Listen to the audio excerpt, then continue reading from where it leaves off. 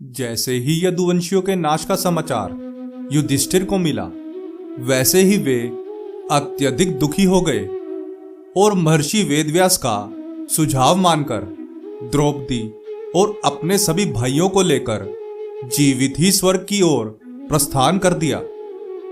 परंतु जैसे जैसे वे स्वर्ग के मार्ग पर आगे बढ़ते गए, वैसे वैसे एक एक करके उनके सभी भाइयों अर्जुन, भीम, नकुल, सहदेव और द्रौपदी ने अपने प्राण त्याग दिए। अंत में वे जीवित अकेले ही स्वर्ग पहुंचे। युधिष्ठिर ने स्वर्ग पहुंचते ही देखा कि वहां पर दुर्योधन भी है, जिसे देखकर वे आश्चर्यचकित रह गए, क्योंकि दुर्योधन ने अपने पूरे जीवन काल में कभी भी ऐसा कोई पुण्य कार्य नहीं किया था जिसके प्रभाव से उसे स्वर्ग मिल सके। ऐसा युधिष्ठिर का मानना था।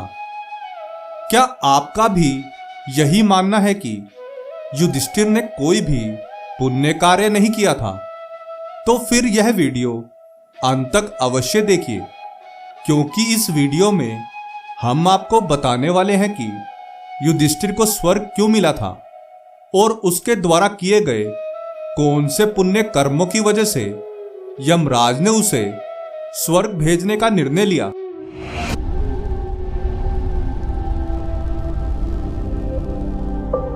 प्रणाम मित्रों, ज्ञान और वैराग्य चैनल में आपका बहुत स्वागत है। यदि आपने अभी तक हमारे चैनल को सब्सक्राइब नहीं किया तो जल्दी से कर लें और वीडियो को लाइक करना ना भूलें। तो आइए शुरू करते हैं आज का यह वीडियो। मृत्यु के पश्चात यमराज ही यह निर्णय लेते हैं कि आत्मा को स्वर्ग भेजना है या नरक में यातनाएं देना है। यह उस जीवात्मा ने जीवित रहते हुए कौन कौन से अच्छे बुरे कर्म किए थे, उनके आधार पर तय किया जाता है, जिसका लेखा जोखा चित्रगुप्त के पास रहता है। ऐसा सनातन धर्म के पुराणों और ग्रंथों में वर्णित किया गया है। महाभारत युद्ध के अंतिम दिन जब भीम दुर्योधन की जांघों में गदा से प्रहार करके उसका वध कर देते हैं, तो उसके पश्चात दुर्योधन की आत्मा यमराज के दरबार में पहुंचती है। वहां पर चित्रगुप्त दुर्योधन द्वारा किए गए कार्यों के बारे में यमराज से बताते हैं। चित्रगुप्त यमराज से पहले दुर्योधन द्वारा किए गए अच्छे कर्मों के बारे में बताते हैं। दुर्योधन द्वारा किया गया पहला अच्छा कर्म था कुल विहीन और निचली जाति का दंश झेल रहे कर्ण की सहायता करना मित्र के रूप में। जिस समय कुल विहीन तथा निचली जाति का कहकर उसका उपहास उड़ाया जा रहा था, तब दुर्योधन ने उसे अंगदेश का राजा बनाकर और उससे मित्रता करके उसके सम्मान की रक्षा की थी। बुरे समय में किसी की सहायता करना और उसके सम्मान की रक्षा करना पुण्य कार्य की श्रेणी में गिना जाता है। दुर्योधन ने भले ही पांडवों के विनाश के लिए कितने ही बुरे कृत्य किए हों, परंतु उसने सदा ही अपनी प्रजा का जीवन सुखमय बनाए रखा था। जो उसके पुण्य कर्मों में गिना गया था, यह था उसका दूसरा अच्छा कर्म एक राजा के रूप में। दुर्योधन भले ही स्वभाव से कटुवचन बोलने वाला था, परंतु वह सदा ही अपनी धर्मपत्नी और अपनी संतानों से प्रेम रखता था। इतना ही नहीं, उसने अपने 99 भाइयों का बड़ा होने का धर्म भी निभाया था और उनका सम्मान करता था। यह था उसका तीसरा अच्छा कर्म पति और पिता धर्म के पालक के रूप में। जब जब भीष्म पितामह और गुरु द्रोण ने पांडवों का पक्ष लिया, तब तब दुर्योधन ने उनका अपमान किया, परंतु उसके अलावा वह अपनों से बड़ों का सम्मान करता था। उनकी सलाह के बिना कार्य नहीं करता था।